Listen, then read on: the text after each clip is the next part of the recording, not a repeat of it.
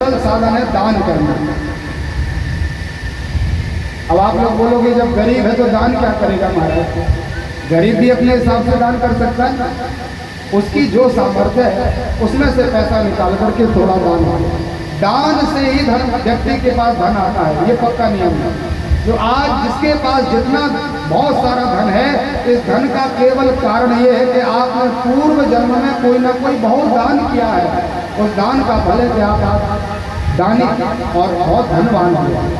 तो लाख काम क्या करके दान कर देना चाहिए। तो व्यास जी से पूछा हमारे इसी में लगे रहे क्या? बोले ना, कोटिम यज्ञा हरिं भजे। 1 करोड़ काम आपके सामने हो तो उनको त्याग दो, लेकिन भगवान के ध्यान को, परमात्मा के पूजन को, भगवान के स्मरण को आप त्यागो मत, सब त्याग दो। स्नान करना छूट रहा है तो छूट जाने दो, भोजन करना छूट रहा है छूट जाने दो।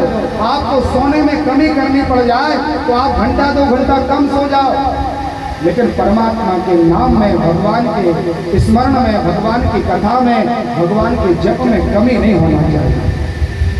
पूज्य सदगुरुदेव भगवान कहते हैं कि व्यक्ति आजकल केवल और केवल भगवान के नाम में, परमात्मा के भजन में बहुत प्रमादी हो गया। भोजन में प्रमाद नहीं करता, सोने में प्रमाद नहीं करता, प्रमाद कहीं होता है तो केवल भगवान के भजन में।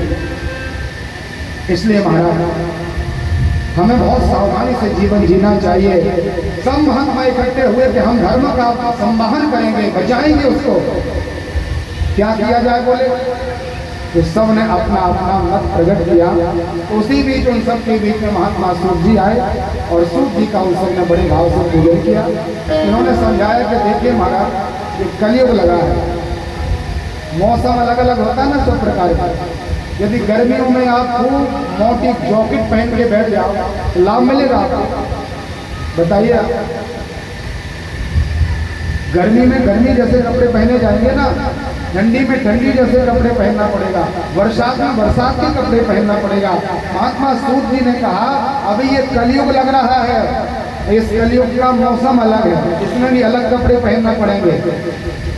जितने भी संसार के सत्कर्म हैं उनसे कलयुग में बहुत लाभ होने वाला नहीं है। लाभ तो होगा, लेकिन केवल और केवल भगवान के नाम और परमात्मा की कथा के अतिरिक्त दूसरा कोई साधन कलयुग में सिद्ध नहीं है। कलयुग संयुग आन नहीं, जो नर कर विश्वास, गाय राम गुण धन विमल कर प्रयास। 2 चीजें बताई। तो अन्य महात्माओं को भरोसा नहीं हुआ कि देखो कथा और नाम से क्या होगा, तो सब विचलित से होने लगे, यहाँ वहाँ जाने लगे। तो सूत जी ने कहा रुको 1 मिनट, पहले इसकी महिमा बताते हैं। यदि आपको भरोसा हो तो कथा सुनना ना, चले जाना। ठीक है महाराज। तो बताया कि नारद जी अनेकों लोगों का भ्रमण करते हुए आए और जितने भी लोग हैं, जैसे तिवारी जी महाराज ने उस दिन बताया था कि कैलाश में भी कथा नहीं है, बैकुंठ में भी सत्संग नहीं है। 14 लोकों में केवल ये पृथ्वी लोक है जहाँ पर ये आनंद है। तो नारद जी घूमते फिरते तो सब जगह हैं, लेकिन जब भजन करना होता है तो यही पृथ्वी पर आते हैं। तो सत्संगार्थम, सत्संग करने के लिए नारद जी आए। लेकिन यहाँ हम लोग मिल गए उनको। आजकल जो लड़ाई झगड़ा करने वाले, मारकाट करने वाले, झूठ बोलने वाले, माता पिता को परेशान करने वाले, माँ नहीं मात पिता नहीं देवा, साधन सन करवा नहीं सेवा, जिनके अस आचरण भवानी तेज आना निश्चर सब प्राणी, इन सबको देख करके नारद जी ने विचार किया मुंह तक नहीं देखना महाराज उनका। एकांत में बैठ गए, लेकिन मन में विचार आया कि संत का तो काम केवल परोपकार है। नारद जी समझ रहे कि हम कितना परिश्रम करके यहाँ तक पहुँचे हैं, तो हम सबकी भलाई के लिए महात्मा नारद जी दुखी हुए और भगवान नारायण के पास पहुँचे। सत्य प्रथम सत्य परम सत्यम सत्य संयोलम निहिते सत्य, ऐसा 9 बार सत्य सत्य कह के भगवान को प्रणाम किया। परमात्मा प्रसन्न हुए और कहा नारद जी तुम तो संत हो, अरे आज जैसे तुम्हारे शरीर के 12 बज रहे हैं ऐसे तो कोई दाम्पत्य में होता है, क्या दुख है तुम्हें? नारद जी ने प्रार्थना की भगवान मेरे अंदर तो कोई दुखी नहीं, कोई दुख नहीं, लेकिन संसार में जो मानव जाति है वो आपकी कृपा से मिली है मनुष्य में। और वो आहार निद्रा भय मैथुनस्या इन 4 कार्यों में लगे हैं, पूरा जीवन चला जाएगा। तो महाराज मुझे पता है कि कितना कष्ट भोगना पड़ता है। इसलिए मेरी तरफ से आप प्रार्थना उनकी श्रवण कर लें। उन सबके ऊपर कोई लघु साधन बता दें, एक छोटा सा साधन बता दें, ताकि उसका आश्रय लेकर के जीव आप तक पहुंच सके। तो भगवान नारद जी ने परमात्मा को प्रणाम किया। भगवान ने कहा, नारद जी चिंता न करो, हम आपको श्री सत्यनारायण भगवान की कथा का दर्शन करें। एक लघु से लघु, छोटे से छोटा उपाय है। ब्रह्म मुहूर्त में उठ जाए,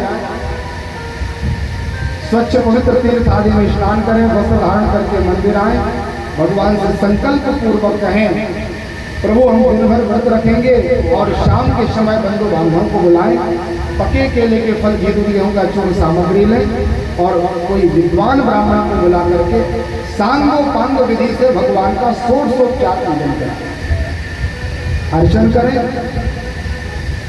दिव्य कथाओं का श्रवण करें, हवन आरती करें और जो भी भक्त आए हैं उनको प्रसाद वितरण करते हैं। यहाँ तक का काम अपन सब करते हैं।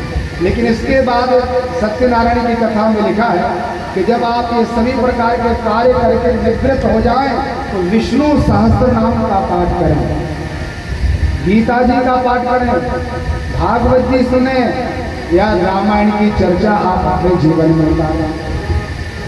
और साधन तुम्हारा थोड़े कठिन है, लेकिन रामायण कितनी सरल है। गुरुजी महाराज कहते हैं कि आप अनपढ़ हो तो केवल राम नाम लो, और थोड़े से पढ़े लिखे हो तो आप रामायण का आश्रय लीजिए। पूज्य कृपात्री जी महाराज चतुर्मास में कोई हिंदी का शब्द नहीं बोलते थे महाराज। 4 महीने केवल संस्कृत का भाष्य होता था उनका। जो भी बात करना संस्कृत में बात होगी 4 महीने तक, जो भी चतुर्मास लगा है। लेकिन जब वो अपना प्रवचन देते थे तो प्रवचन के बीच बीच में श्री रामायण जी की चौपाइयों का उद्धरण देते थे। तो महात्माओं के अंदर कानाफूसी होने लगी। बोले महाराज इन्होंने तो संकल्प लिया है कि हिंदी बोलेंगे नहीं, और रोज जो अपना प्रवचन देते उसमें कोई ना कोई रामायण की चौपाई बोल देते हैं। उनके जो कृपा पात्र शिष्य थे उन्होंने अपने गुरुजी को प्रणाम किया। वो कहा, गुरुजी महाराज और तो सब ठीक है, लेकिन व्यक्ति ऐसी ऐसी बातें कर रहे हैं। तो कृपात्री जी महाराज ने कहा, कोई कितना भी विद्वान हो जाए,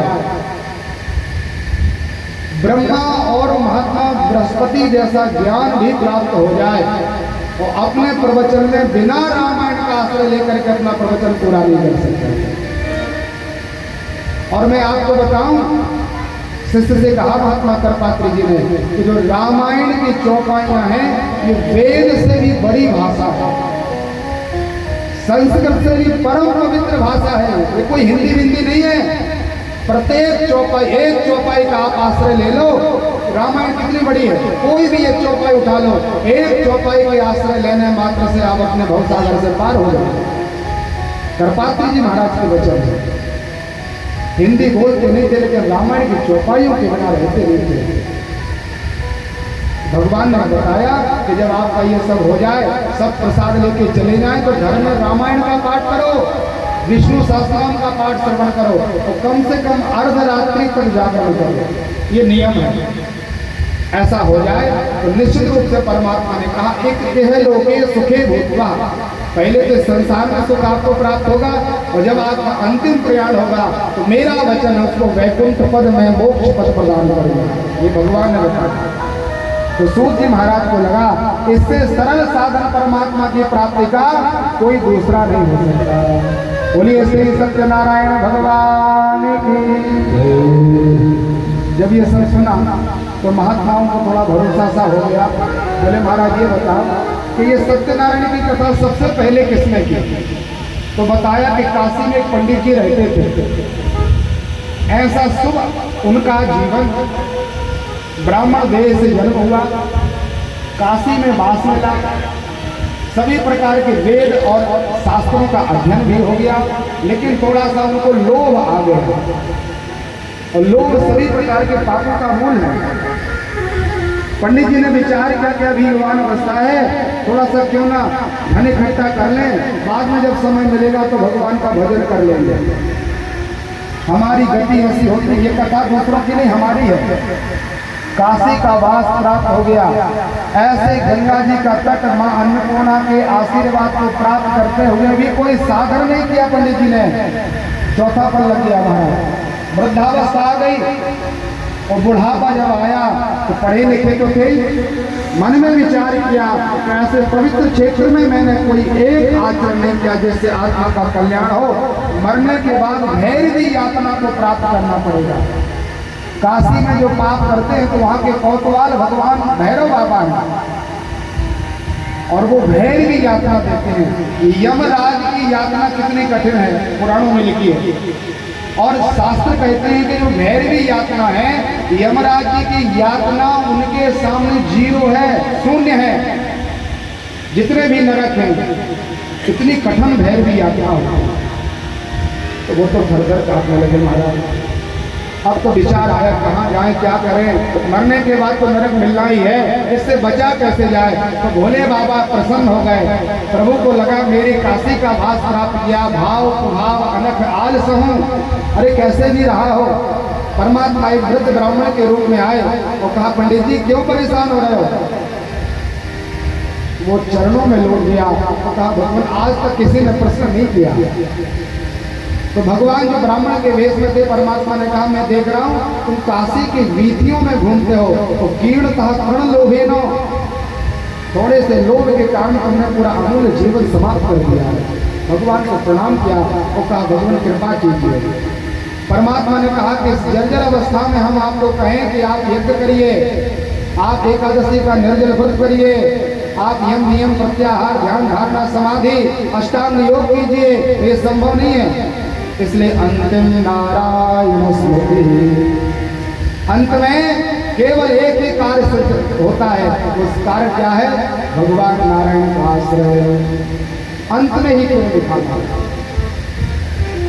आप कोई भी पुराण इतिहास उठा के देख लो, सब जगह केवल यही बात आई है। गीता जी में 8वें अध्याय में भगवान कृष्ण कहते हैं यम यम वापि स्मरन् भावं प्रत्यक्षं कलेवरम् अंतकाले च मामेव स्मरन् वा कलेवरम्।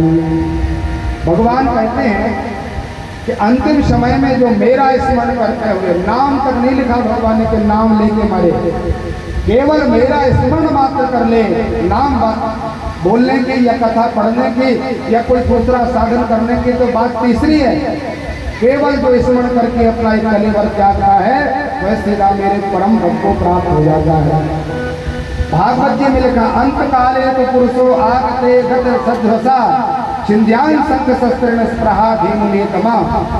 जो अंत काल के समय में सभी ग्रंथियों से रहित होकर के मेरा भजन करता है वो मेरे पद को प्राप्त हो जाता है। और रामायण में गोस्वामी तुलसीदास जी लिखते